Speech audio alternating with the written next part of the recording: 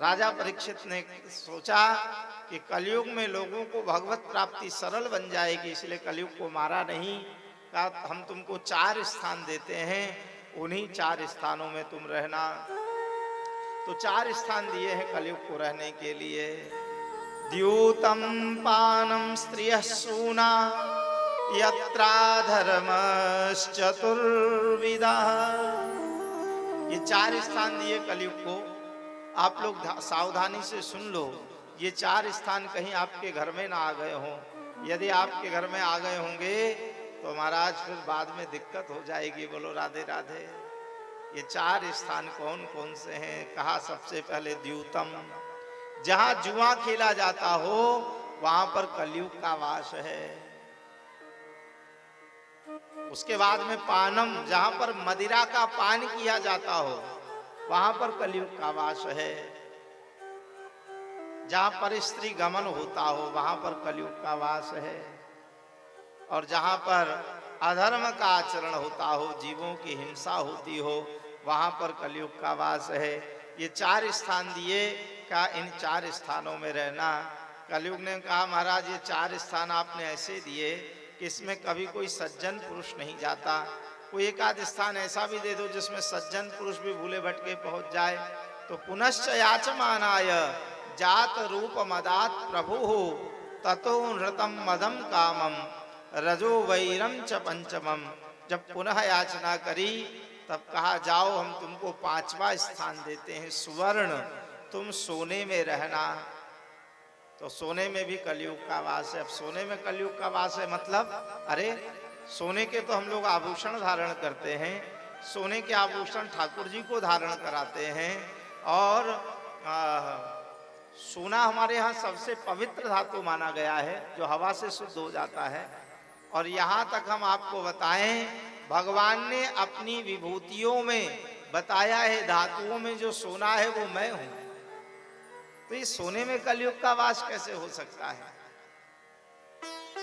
कहा यहाँ सोने से हमारे संतों ने अर्थ बताया है, सोने से मतलब जो अनीति से कमाया हुआ है धन। अनीति से मतलब जो बिना मेहनत का कमाया हुआ है, जो किसी को धोखा देकर कमाया हुआ है, जो छल करके कपट करके कमाया हुआ है, उसमें कलयुग का वास होता है।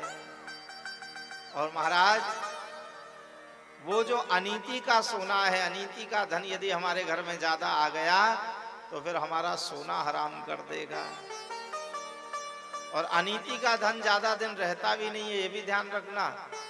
अनीति से धन होत है वर्ष 7 और 5। अनीति से धन होत है वर्ष 7 और 5। और तुलसी 12 वर्ष में वो जड़ा मूल मिट जात। बाद में तुम्हारा जो नीति का है ना उसको भी अपने साथ लेकर चला जाएगा।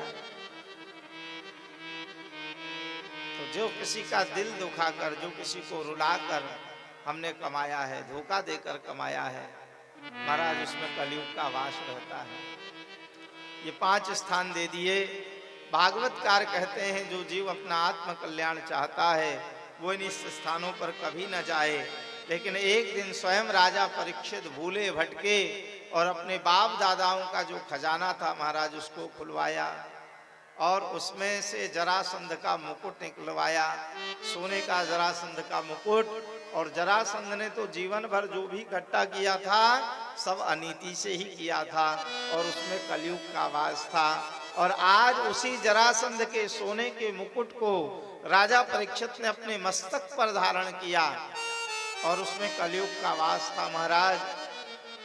अब वह कलयुग मुकुट से निकलकर राजा परीक्षित की मति में प्रवेश कर गया और अब राजा परीक्षित यहाँ शिकार खेलने के लिए गए हैं। हिंसा का भाव जागृत हो गया और राजा परीक्षित जब शिकार खेलने के लिए गए तो भूख और प्यास से व्याकुल हुए और भूख प्यास से व्याकुल होकर तड़पते हुए श्रमिक ऋषि के आश्रम में गए। यहाँ ऋषि श्रमिक समाधिस्थ बैठे हुए थे, उनको पता नहीं चला कि राजा आए हैं और वो आंख बंद करके बैठे ही रहे ध्यान में। तो राजा परीक्षित को बड़ा अभिमान आ गया। कहा देखो तो इस ढोंगी महात्मा को, ये साधु महात्मा जब मेरे महल में आते हैं तो मैं अपने सिंहासन से खड़ा होकर इनका आदर करता हूँ, इनका सत्कार करता हूँ, इनको आसन देता हूँ। और मैं इतना बड़ा चक्रवर्ती राजा इनके आश्रम में आया हूँ और ये आंख बंद करके बैठा है, लगता है ढोंग कर रहा है। बोलो राधे राधे। देखता हूँ इनकी समाधि सच्ची है कि झूठी है। और महाराज आश्रम के एक सर्प को मारा है राजा परीक्षित ने, और वह मृत सर्प श्रमिक ऋषि के गले में डाल दिया। देखो, राजा परीक्षित के हाथ ऋषि मुनियों को माला पहनाने के आदि थे।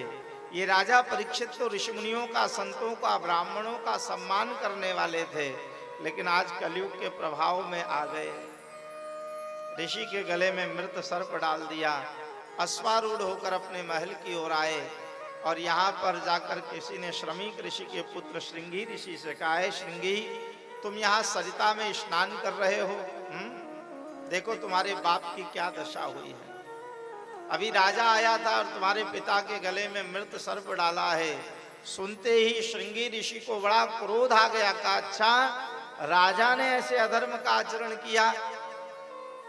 लगता है जब से भगवान द्वारिकाधीश श्री कृष्ण इस धराधाम को छोड़कर गए हैं, तब से कोई श्रेष्ठ राजा राज्य करने के लिए नहीं बचा। ठीक है, यदि राजा के पास सत्ता का बल है तो हमारे पास साधना का बल है। और आज मैं संसार के लोगों को ये दिखा देना चाहता हूं कि सत्ता का बल बड़ा होता है कि साधना का बल बड़ा होता है। और महाराज तुरंत क्रोधित होकर इत्युक्ता रोषताम राक्षो वैश्या ऋषि बालका, आयु में तो छोटा बालक है लेकिन ऋषि बालक है, ब्राह्मण बालक है, तेजस्वी बालक है। और महाराज क्रोधित होकर कौशिक्या उपस्पृश्य वाक वज्रम विससर्जः, कौश की सरिता का जल हाथ में लेकर मुख से वाक वज्र छोड़ते हुए कहा, इति लंघित मर्यादाम तक्षकः सप्तमे हनि, जिस किसी ने भी मर्यादा का उल्लंघन करके मेरे पिता के गले में मृत सर्प डाला है, मैं उसको शाप देता हूँ, आज से 7वें दिन उसको जीवित तक्षक डसे और उसकी मृत्यु हो जाए। शाप दे दिया महाराज। अब तो यहाँ पर दौड़ा दौड़ा आया है श्रृंगी अपने पिता के पास में।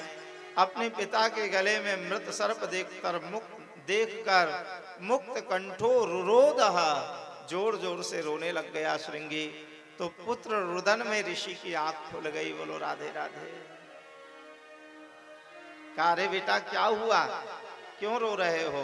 कहा, देखिए पिताजी आपके गले में मृत सर्प पड़ा हुआ है। ऋषि ने देखा, सर्प को उठाकर एक तरफ फेंक दिया। कहा, पिताजी आपने तो ये सर्प फेंक दिया, लेकिन मैंने उस राजा को शाप दिया है जिसने आपके गले में ये मृत सर्प डाला है। आज से 7वें दिन उसको तक्षक डसेगा और उसकी मृत्यु हो जाएगी।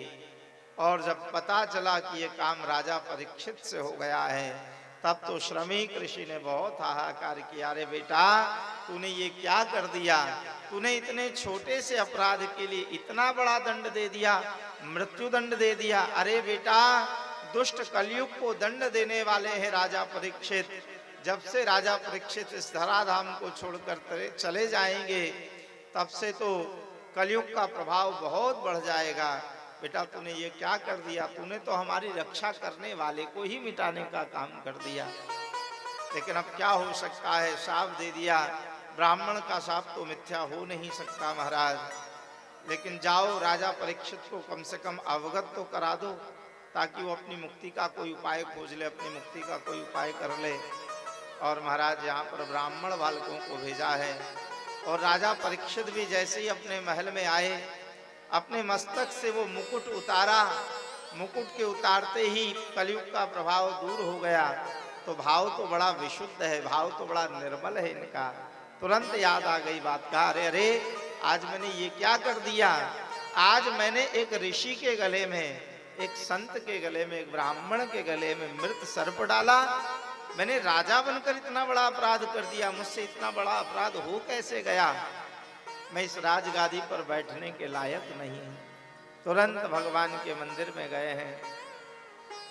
भगवान के सामने हाथ जोड़कर प्रार्थना करते हुए राजा परीक्षित ने देखो अपने अपराध को भगवान से छुपाया नहीं, अपने अपराध को भगवान के सामने रख दिया। प्रभु, मुझे मेरे अपराध का उचित दंड दीजिए। मैंने राजा बनकर एक ऋषि के गले में मृत सर्प डाला है। अपने अपराध के लिए भगवान से उचित दंड मांगने लगे राजा परीक्षित। उसी समय ब्राह्मण बालक आए, स्वागत किया, कहा महाराज आप श्रमिक ऋषि के आश्रम में गए थे, आपने ऋषि के गले में मृत सर्प डाला, उससे क्रोधित होकर ऋषिपुत्र श्रृंगी ने आपको शाप दे दिया है। आज से 7वें दिन आपको जीवित तक्षक डसेगा और आपकी मृत्यु हो जाएगी। सुनते ही आंखों से प्रेमाश्रु बहने लग गए। तुरंत भगवान के सामने हाथ जोड़कर कहा, नाथ आपने मेरी प्रार्थना स्वीकार कर ली, आपने मुझे मेरे अपराध का उचित दंड दे दिया। और महाराज बहुत सारी दक्षिणा लेकर आए, उन ब्राह्मण बालकों को दी स्वर्ण मोहरे, स्वर्ण मुद्रिकाएं दी।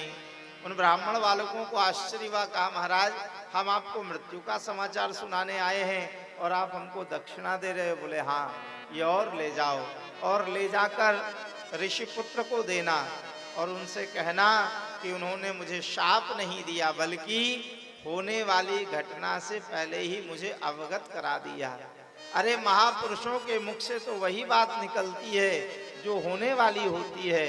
उन्होंने मुझे शाप नहीं दिया बल्कि मुझे सावधान कर दिया कि राजन तुम्हारे जीवन में अब केवल 7 ही दिन शेष रह गए हैं, अब तुम अपनी मुक्ति का कोई उपाय खोज लो, अब अपनी मुक्ति का कोई उपाय कर लो। देखो 7 दिन के लिए राजा परीक्षित निश्चित और निश्चिंत हो गए कि अब तो काल भी मेरा बाल बांका नहीं कर सकता।